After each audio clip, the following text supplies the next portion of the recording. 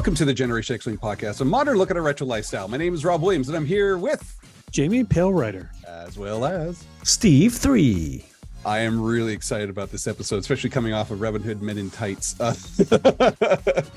this one, we're going to take a look at the documentary, the Disney Plus documentary of Light and Magic. I really enjoyed this this 6-episode look. Jamie, you had talked about this about a month or so ago. Yeah, it was a Palewriter pick. And so you had watched it, you praised it, you said it was great. So I checked it out, and man, I'm so glad you brought me to this documentary, because I've seen this twice now.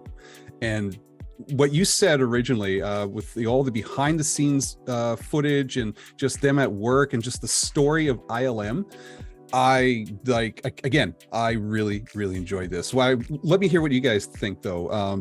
Jamie, since you were the one that originally brought it up, what about you? What is it that you liked about this documentary? I felt like it met my expectations in a way where, like, not really knowing what to expect going in, other than just knowing it's a look at ILM over the years from its inception to present day. I felt like they spent the right amount of time during the old days, like during the original Star Wars trilogy days. And it was about 4 episodes or so before they started getting into the newer stuff and like the CG revolution. But that's the stuff that I was the most interested in, and I felt like I got my fill of that before they moved on. I was worried that they were going to move along too quick and get into the new stuff, which we're all way more familiar with.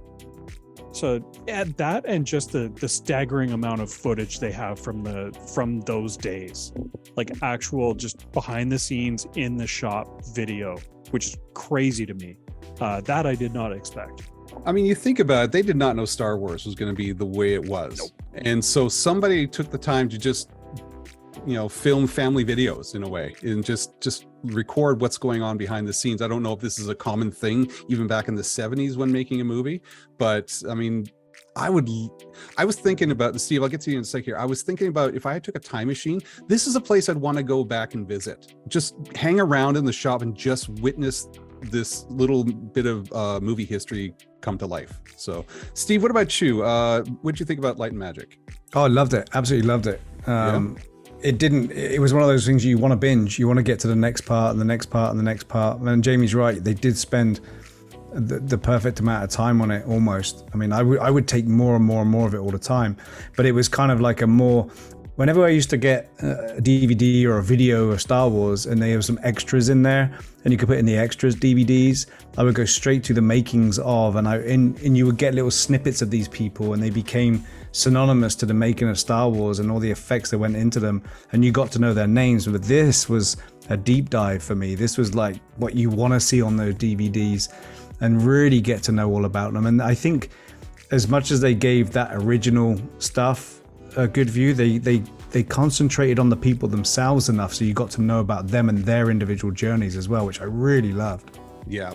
So I kind of jumped over this, but the whole purpose of this 6-part documentary was to explain the history of ILM, how it began and how it's grown to what it is now, one of the largest special effects company in the world, and how this special effects company has revolutionized movie watching, special effects, for everything from the use of stop motion, the types of cameras they created, the invention of Pixar and how it influenced that, the CG work done by up and coming artists, and how it also just evolved, and how the people who were revolutionizing the way we watch movies in the 70s were now dinosaurs in the 90s, and who was able to survive and who was able to who kind of had to change the way they thought about the movie industry. And it was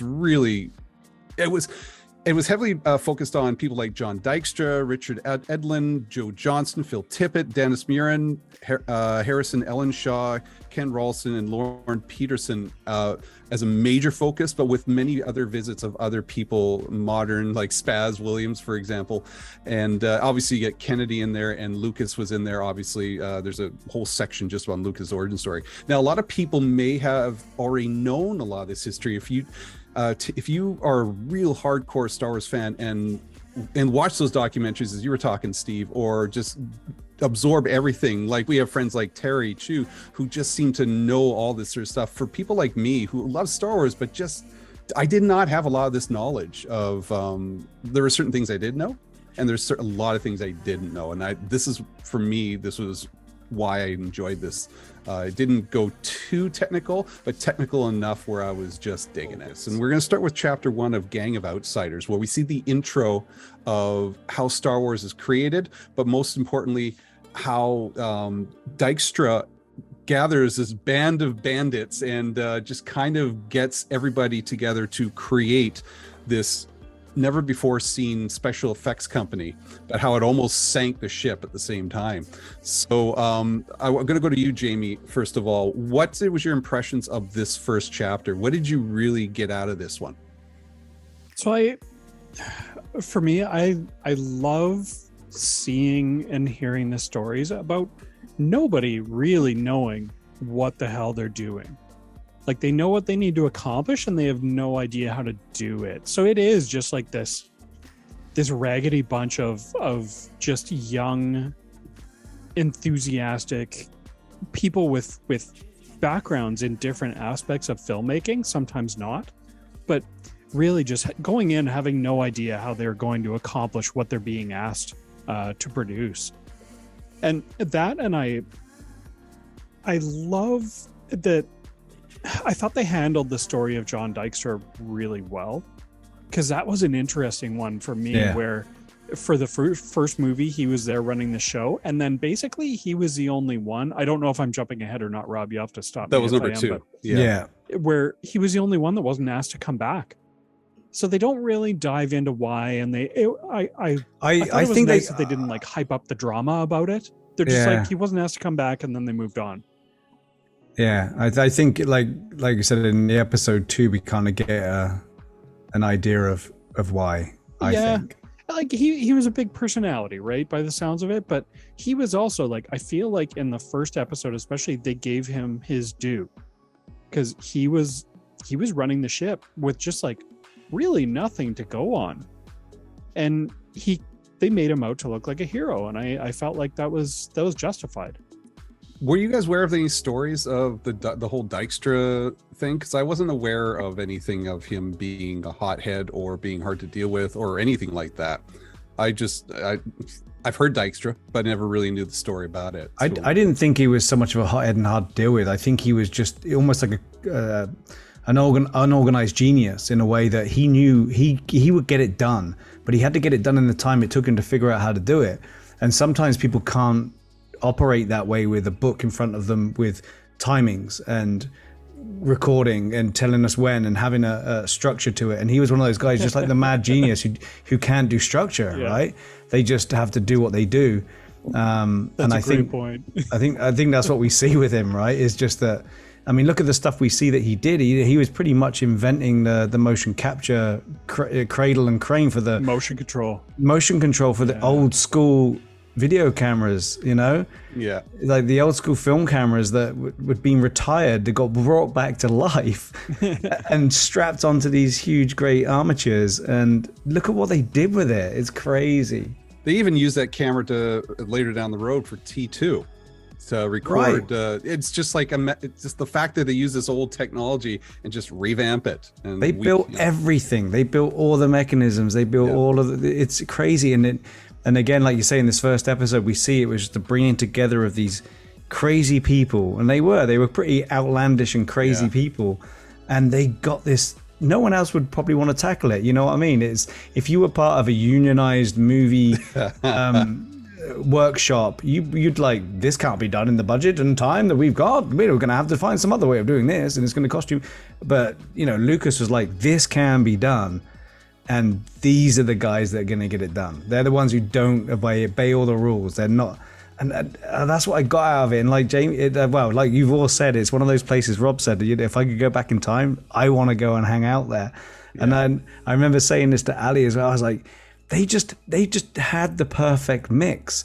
It was the right time. It was the right age. It was just the right everything. It was a perfect concoction. Yeah. I love it. It made me feel super happy watching this show, and it gave me little feelings of like, I don't know, like you care for these people. It's crazy. You just, I don't know. I really got into it. I couldn't stop watching it once I started.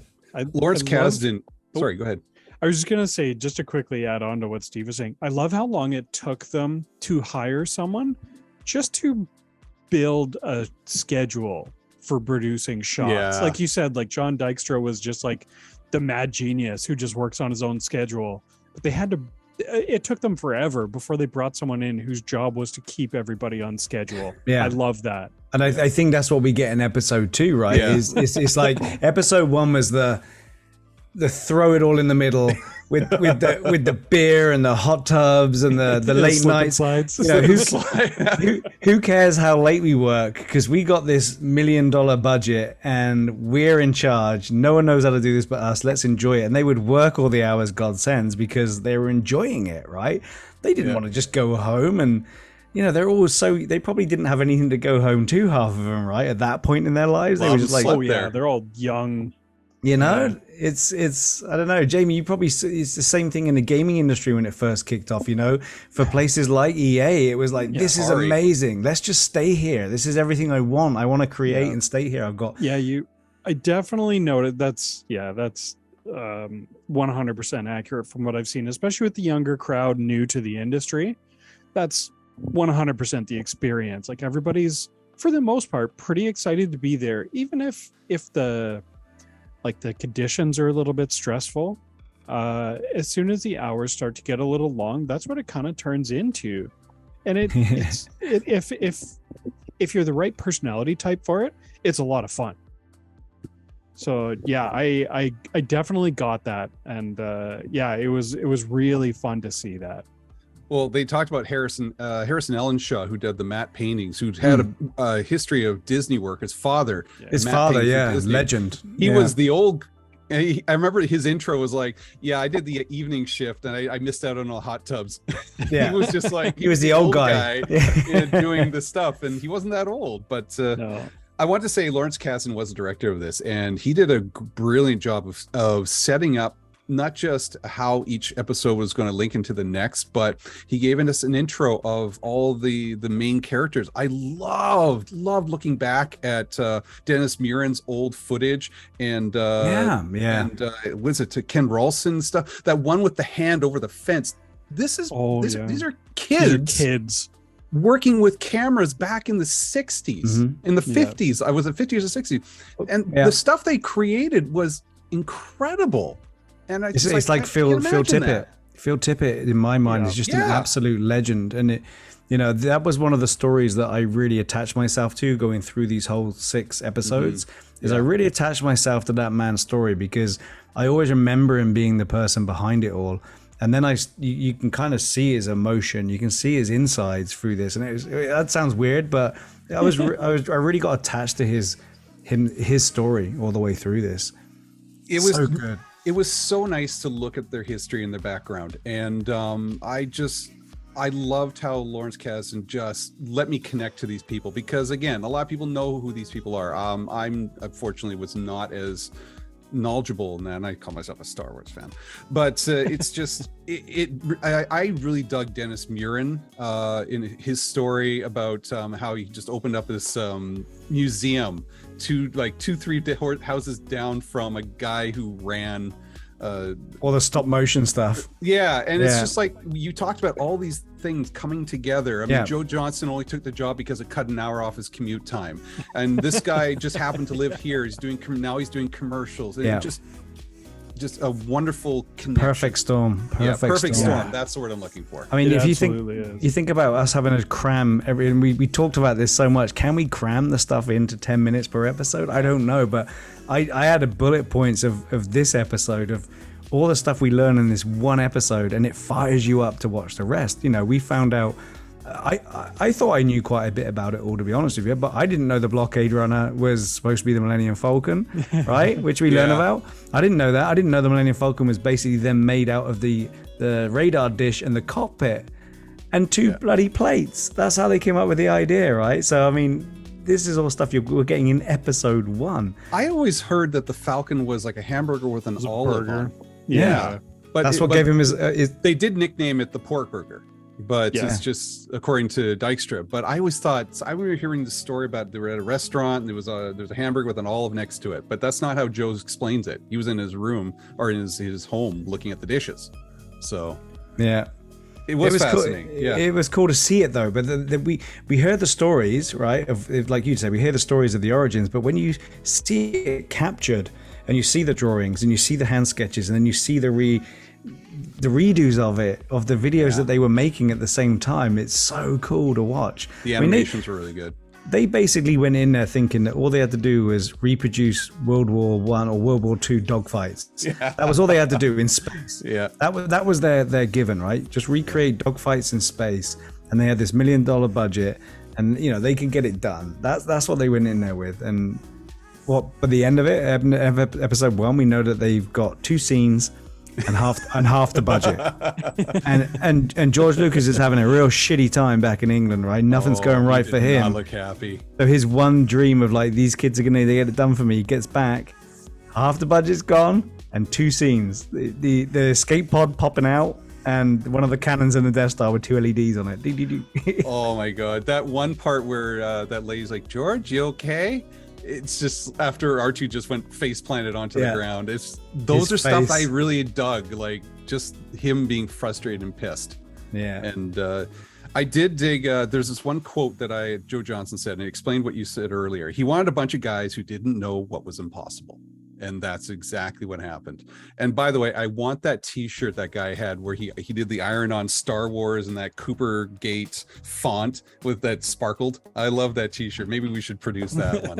Those sparkly iron-on patches were everywhere when I was a kid. Yeah, everywhere. I can still smell those things. If anyone shows me a picture of those old T-shirts, I can still smell the smell that you got in those shops. When you said, "I'll have number 5, please," and that was R2D2 and C3PO, and they pull down a T-shirt and they press it down on the iron-on, and you would smell that iron-on ink. And I smell that every time I see those crazy sparkly T-shirts. So, does anybody have anything left for the first chapter of this one? Well, the other thing I loved about it was the design of we find out more about the design of the spaceships, right? Because they were all done by, oh my God, his name's now eluding me. Who designed all the, Is it Lauren Peterson? No, who was the guy who drew them all? Oh, was it Joe Johnson? Or? Recently passed away. Colin Cantwell. So Colin Cantwell came up with the X-Wings and all this stuff. And it was always supposed to, then it went to Joe Johnson, right? And Joe Johnson was like, well, George always wanted the X-Wings to be the hot rods, And they the military might of the Imperial stuff was going to be plain, boring, well built, but these were going to be the hot rods, bolt together. I really loved that. I loved seeing that. That's the only other little bit I got.